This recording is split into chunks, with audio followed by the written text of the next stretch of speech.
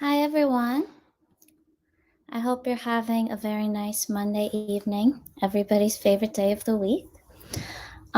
This is the last episode of Wisdom and Grace for the year, so I needed to bring an extra special guest, and his name is Richie Nuz. I met him because he was hosting some talent shows in New York City for different artists, and he invited me to perform, and we instantly hit it off. And I just really admire him as a person and as an artist. So here he is. Hello. Baker Grace. So sweet. What a nice introduction. Of course, of course. You make it easy. Well, I admire you very much, and um, you're a phenomenal artist, and you're going places, that's for sure. So this is so cool. I'm happy to be here and see you on here. I always miss you. I'm always in LA when like you're in New York hosting stuff. So Or virtual. Mexico. I must have been on like at least 15 flights this year, honestly. Good for But you. it was worth it. So to start us off, I'm just gonna ask you like a series of questions that you'll answer as fast as you possibly can in a minute and a half, so that the audience can get to know you. Are you ready? I'm ready. Let's do it. Okay. What is the first thing you do when you wake up in the morning? First thing I do, well, I have kids these days, so every day's a little different. But for the most part, I like to wake up and I do a little bowing practice, like in my shower. I try to wake up like before anybody gets up, but like my kids, they be waking up at like 6:30 sometimes. So that's like such an enjoyable like thing is being woken up by my kids. They like run in the room. They're like, "Daddy," you know. I got two boys now, Luca and Kai. So most of my mornings are filled with family. But if I can, definitely, if I can find, say, 20, 30 minutes to meditate or do some bowing in the morning, I'm a lot more present when I see and greet my family in the morning. I feel that it's important. How do you drink your coffee? Mostly Like, black, mostly espressos, mostly black. what is your favorite thing to do when you're alone? Um, Probably listen to music, um, listen to beats, listen to jazz, like just listen to like new artists. Um, I find that really like calming and just kind of like takes me out of my element a little bit. If I'm like, I tend to be like an overthinker, and I'm always like thinking about a thousand things. I don't know if it's my ADD or just my life in general, but definitely listening to music. Do you think with your head more or your heart more? It's a great question. I like to say heart. I think in the moment, if I make like a fast decision, I think for the most part, I like to think heart, but we do have tendencies to just react and not really think about it. But I like to say heart. Your favorite food to order in? Um, Maybe pizza, either like pizza or like maybe Thai food or something.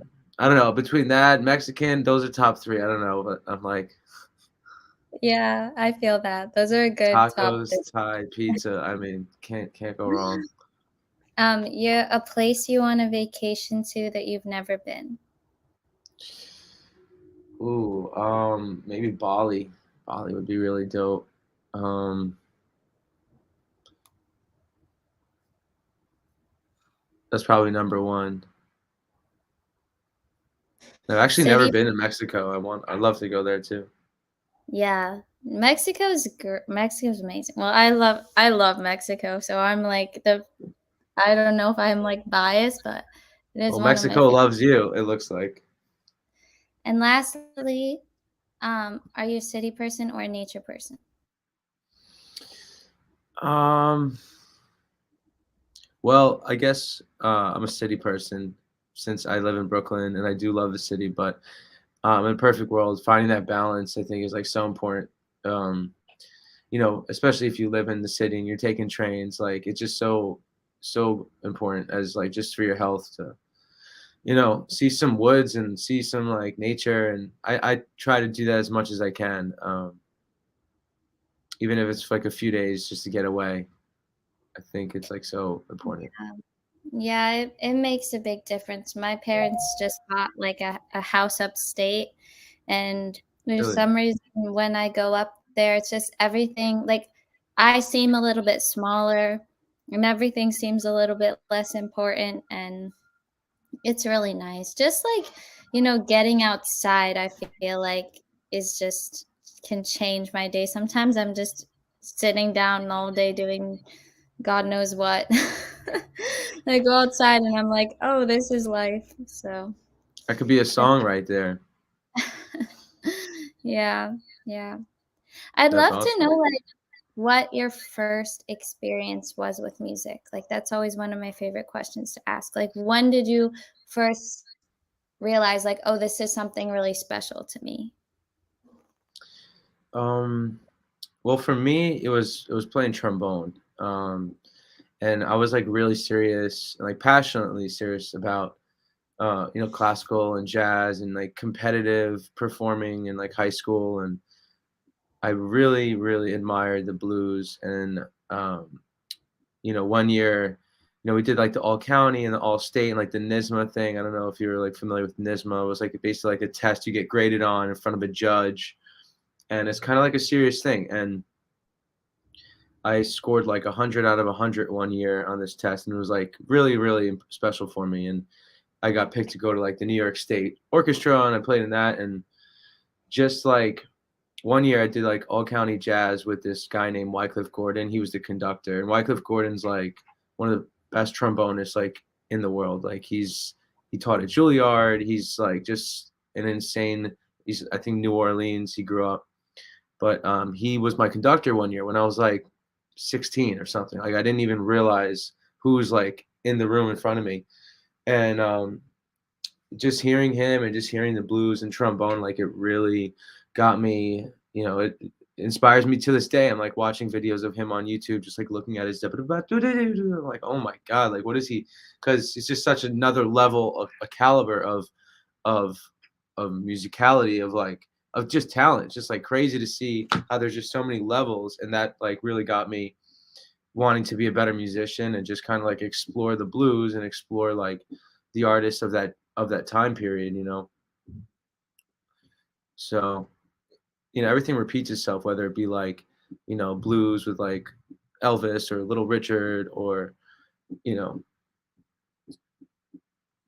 whatever may have you. But it's just like that type of music really gets me going, and that's what still inspires me to this day. But trombone, definitely blues, just getting thrown into it, because as a kid, you you have like just you have like choices to an extent, but for the most part, you're kind of like influenced. If it's whether your parents or like your school or like your classmates, are like, oh, you're gonna wrestle, you're gonna join the wrestling, team, right? Like, or we're gonna get you with less trombone lessons like every week, and you know, and you start to love it or you start to hate it. And there's a part of me I was gonna quit trombone at one point, and my parents like kept me going, and like now it's like my life. Like I love performing. It's part of my artistry, and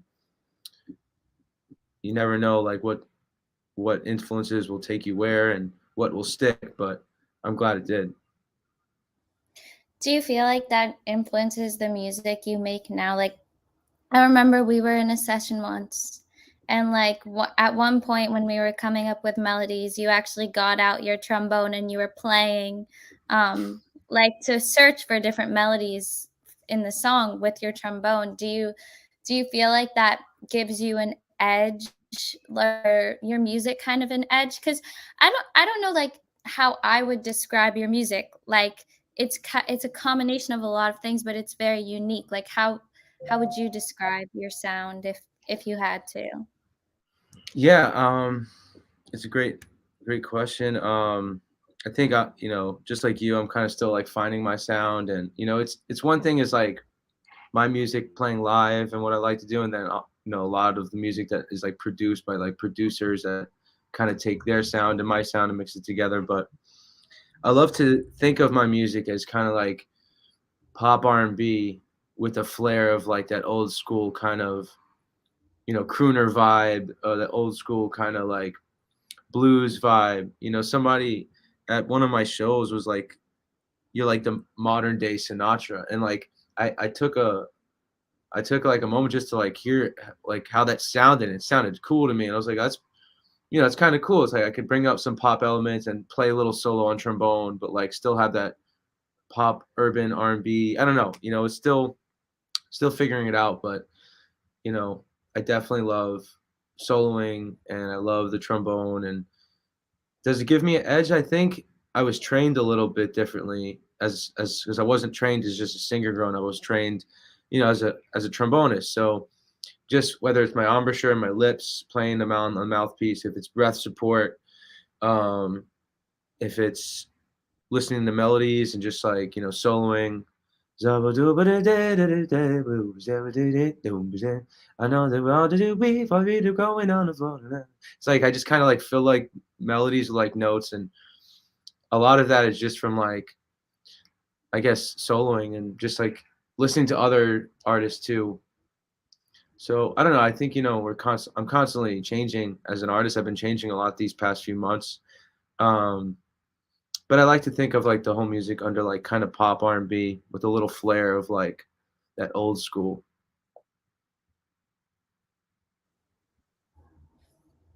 Yeah. Yeah, no, like I think that's cool, like that you embrace that part of yourself. And even though it's very like pop, you make pop music, it's still, you know, has that oop, that, reminiscence of jazz and the stuff you grew up loving, which I think is like being successful as an artist in the pop world is just like how do you take what's unique about you and what like feeds your soul and make it understandable and digestible for everyone in the audience, and I think that's something I love about watching you play too is just the energy that you bring. Like you really know how to bring people together, and that's like a skill not everybody has. And what is another thing I love about you is just how you not only have the skill to bring people together, but you don't just do it for you. You do it for other artists that are you're inspired by, and give other artists a platform around the city to perform doing these showcases. So I'm just like interested what inspires you to do that and bring other people in and like try to lift other people up as you're also doing it as an independent artist. Well, thank you again, for your sweet words, and um, the love and respect is definitely mutual. But I think at the end of the day, I like to look at myself as like a very spiritual person. I obviously could be more spiritual. We all could, but I try to stay connected to God, and I realize that a lot of the blessings in my life are because of God, of because of just manifestation, right? Of making something happen, right? Whether it be having a family, accomplishing a goal, whatever, right? So I realize how important it is to have these connections, and having these one-on-one connections that lead to 100, 200, 300 people, you know they start like one-on-one, and whether that be at a showcase at the studio, or if it's just being in a room with like 40 people, but actually leaving with like phone numbers and leaving with like actual messages in Instagram DM that like you can be like, oh, like this is dope because with COVID and everything, especially like it's part of the reason like you probably created this awesome podcast to connect further. But you know I feel like that's what makes the world go round, is just like having those connections and having those resources that you can put other people in touch with. And not everything, has to impact me directly. But it does impact me knowing that like I put other people together. It makes me feel good, and it all goes around, whether it's me helping them or them helping me, or 2 years like, oh yeah, yeah, I worked with this producer, he connected me with her, and then they're doing a song together, and then now they're, I just truly believe that that energy goes around, and it's a good feeling knowing that like you're helping other people, or if you could set up an opportunity for someone, if it's a paid gig that you're connecting with somebody, or if it's just whatever type of opportunity, because call it karma or whatever, it's just like that good sauce that you just want to like sprinkle everywhere, and the more, I guess the more good you can do for other people, the more good comes back to you at the end of the day. But if you can find genuine connections, you got to hold on to them, because if have being someone that like used to live in LA, and like I knew everybody, but I had like no friends. I was very depressed in LA. Like nowadays, like if you can have a batch of homies or a batch of dope artists that you actually connect with, and you know have that bond with, that's special. And I feel like I have that in New York, and it's growing little by little. But it's definitely nice to have you know your friends, your connections that you can just call up, and if you need something or whatever the case may be. I think that's very important. Yeah, I agree. And it is true you can know a lot of people but not necessarily have a lot of friends, and I think that's why it is so important to be genuine and be yourself, because then you just see right away whether people like you or not. Like if you go around trying to, be cool and hoping people will like you, even if they do like you, like they're not liking the real you. So, yeah, I think that's something I've noticed about LA too. It's like I know a lot of people, but I'm not really sure if they actually like me or not. It's uh, tough. It's very tough out and there, because you never know, like, if that smile is genuine or not, right? You never know if they'll cross you as soon as they meet you. Like you never know people's intentions. But I feel like it's a little bit easier on the East Coast. But then again, you just time, I guess, will really tell by people showing up, people, how they move, after you connected, you kind of got to watch like how are they moving. Are they moving it in like a positive light. So yeah, but I think the giving part of what you're saying is really important. I've heard people say like, oh well, people have this mentality of like, okay, I'm gonna get to a certain point where I'm filled up and I'm successful, whatever, and then I'm gonna give back.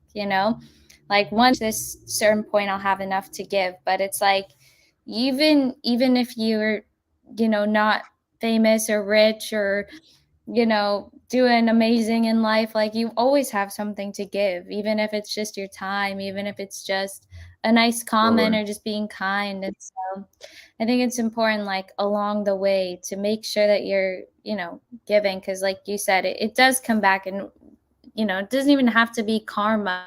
It's just like just somebody being nice back to you is good enough karma for me to be nice to to someone, you And it's know. just a good feeling. It's So like, call it dopamine, endorphins, whatever that feeling is, just a nice feeling. And I've actually seen, I noticed that you've done like some community work, and some, I think, like donation drives and stuff. I think I've seen on your social you've been staying active with that, right?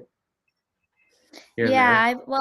I volunteer at my community food pantry a lot. And That's cool. you'd be surprised people really need help. I think sometimes we have this idea that people are being taken care of, and it's just not true. Like, really people, and I when I was in the city, I volunteered for this organization called New York Cares, and basically they have just projects all over the city, and you sign up for New York Cares, you do like a seminar, and then on your own time, like you can go do all these different volunteer projects. So that's really, really cool. And yeah, but people really do need help, and in our own communities too. So I think it's like a lot of people are like, well, I want to help, but I don't know where to start. It's like you can just start right where you live, right where you are. Like there's always people who need help. So yeah.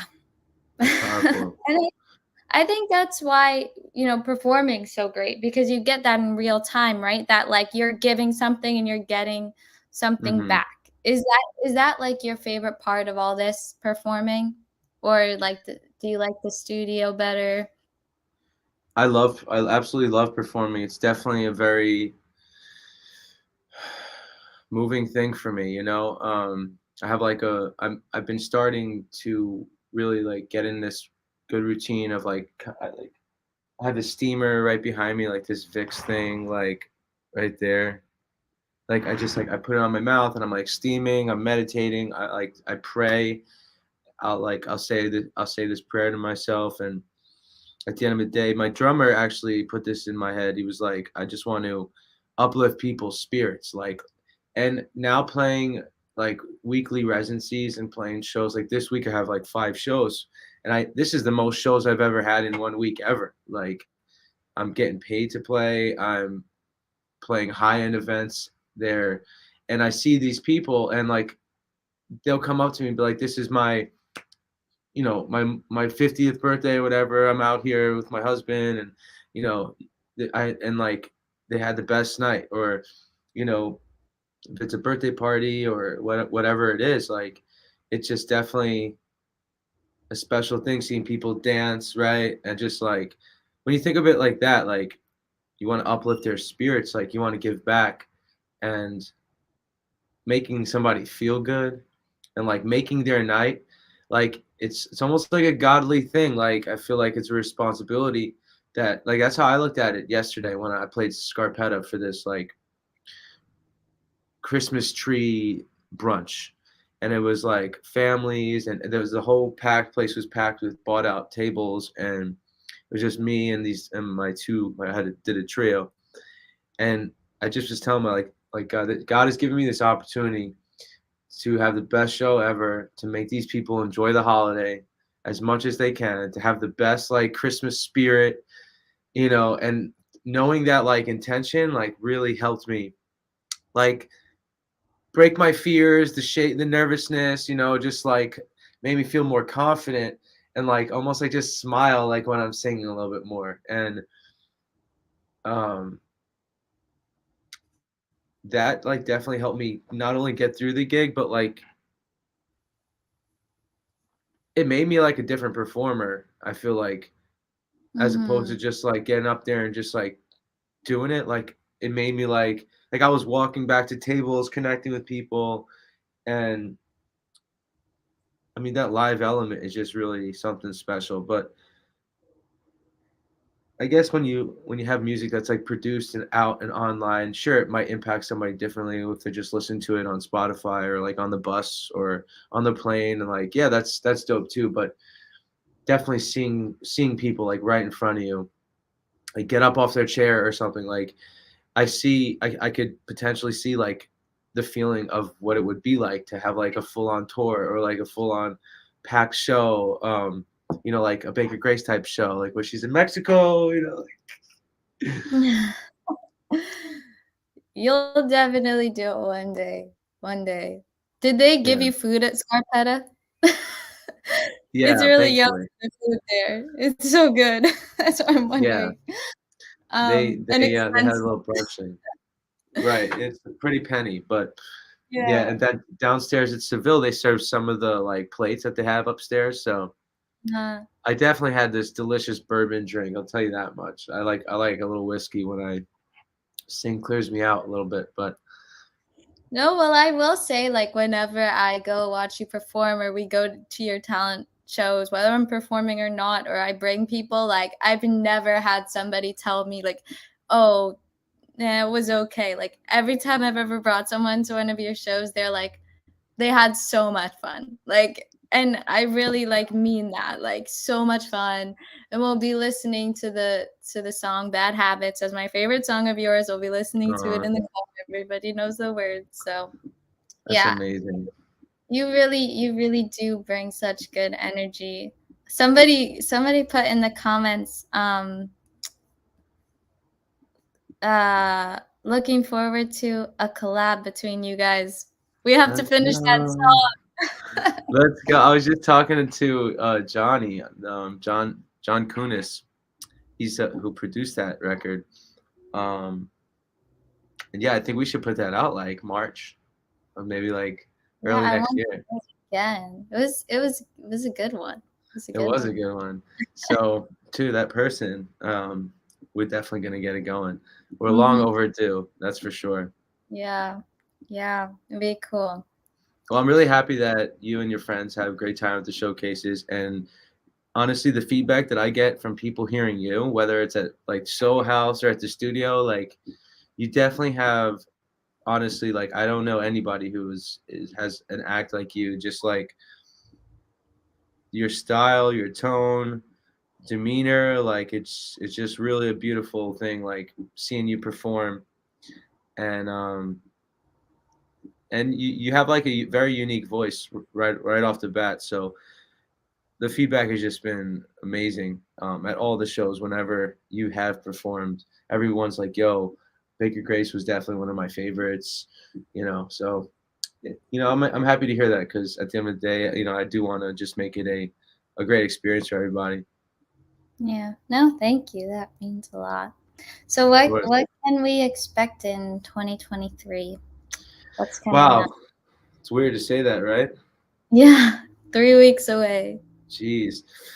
Um, well, I got an EP that's gonna drop probably this spring. So I'm gonna put out a few more singles, maybe like 2, 3 more singles, and I just maybe put an EP out. But I have this couple songs with Stavros actually coming out. Oh, that's amazing. He's an amazing producer. I'm excited to hear that combination. Now he's just too famous, and I'm gotta pull teeth to get in touch with him. It's No, not. he's awesome, but he must be busy, and I'm sure we're all busy and we got deadlines too. But when we get to it and finish them up, it's gonna be very special. And I got this song called "Moments" coming. I really like this song, "Moments." I'll give you a little 10-second teaser. Yeah. So it's like, "This is our moment, let's enjoy it. Time is on our side, we could buy it." Yeah, it's kind of got like this old school like Yeah, I was gonna say it sounds like you're embracing that like side more. I like that. I really like this song a lot. Yeah, so I'll have to send you What it about? actually. Um, it's like about like this is our moment. Like it's kind of like we're living in the best time of our lives, like right now, and we're just like the video. I feel like a video for it would always be like I'm in a time capsule, like taking me back to like this one moment where it's like this is our moment, let's enjoy it. Time is on our side, we can buy it. Oh, sunny weather when we're together. The rain has gotta wait, so be here with me, baby. All of these people, but you're the only one that I see. It's Can you kind of send that cool. to me? I want to listen to it. Yo, absolutely. Yeah, no, that sounds really great. I'm really excited. I feel like every release you've put out has just been like getting, like leveling up. So it's like your last one next to me was really amazing, and yeah, I just can't wait to Thank see what you. you do. So if people watching are gonna look up Richie Nuz on Spotify or Instagram or whatever, which they Yeah, should, and they should follow and whatever. all that good What stuff. what would be like the first song you tell people to listen to? Um, Yeah, either Next to Me, or Bad Habits for sure. We Used To is like one of the bigger records that just hit like 5 million. But that's with Heather Sommer. That one's really Um, good too. That one's really good. yeah, we used to stay up every Friday night. You used to hold my hand and read my mind. It's cool live too. Do a little Caribbean, but we used to stand. Yeah. Um, but yeah, I mean, Next to Me, I was really honored to work with Justin Starling. You know, I saw him on like TikTok, or he had a couple viral videos. I'm like, bro, you out here in New York? He lives in like Long Island, Justin Starling, and he sent me that. I'm like, dude, this is awesome. Like, I almost want to perform it, but then like perform it live. I'm like, nah, I can't because He's not there. yeah, it's not. I don't want to like switch demeanors and be like side by side. That's my brother die, and you know when the world is gonna look at me next. You But never know. I Maybe you definitely could like do a different rendition of it, you know, with a live band. I got it memorized for sure. So I'm just gonna need him on every show. But he's super dope. I know he's gonna be doing some big things. That's for sure. But yeah, you know that this next year, I just want to like kind of just be more prolific. And whether it's like insecurity or just overthinking or just like if you want to make time for things, you can make time for that. And I know I'm kind of like so busy being a dad and a husband and running a studio and performing. Like there's obviously a lot of busy things in your life and making money and finding new clients and whatever it is, right? But I just really want to you know step up in terms of just being more prolific, and maybe that's being more confident, or me being more like just like out when it comes to my music, like just like and I've seen that a lot in you actually, which I'm really proud of. It's just the fact that I know social media can be such a like kind of negative space, but if you just like don't overthink it too much, I guess, just say like kind of F it, fuck it, is that at the end of the day, the people are gonna gravitate to your stuff if they like it. And I think if I can just get out of my head a little bit more and just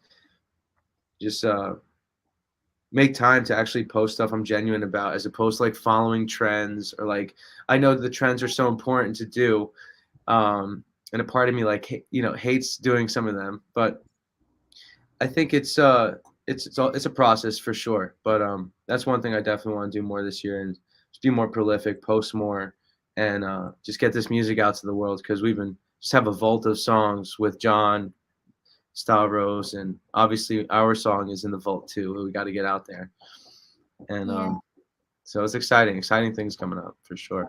exciting. Yeah, and I think that, you really underestimate how much energy reads even through a screen. Like, if you're enjoying what you're doing and you're having fun, people are gonna, I think people are gonna like read that. If you're doing something because someone told you to do it and you didn't really want to do it, like, I think that it's going to show, and I think just, things that you love and you're passionate about is people are going to see that and they're going to be like, oh, they're doing something they're passionate about. I want to do that too. You know what I mean? So, I'm actually writing that down.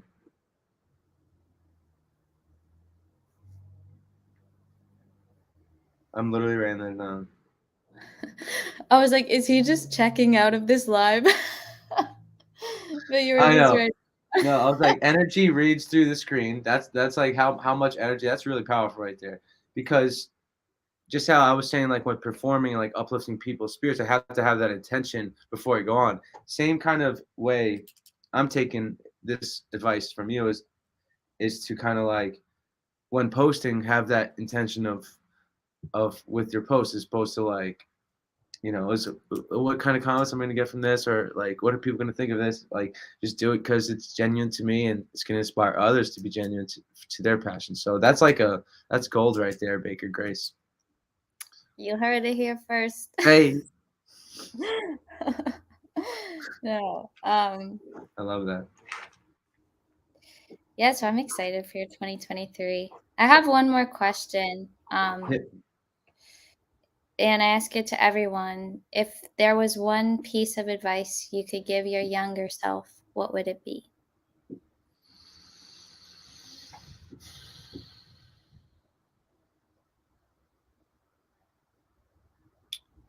Um,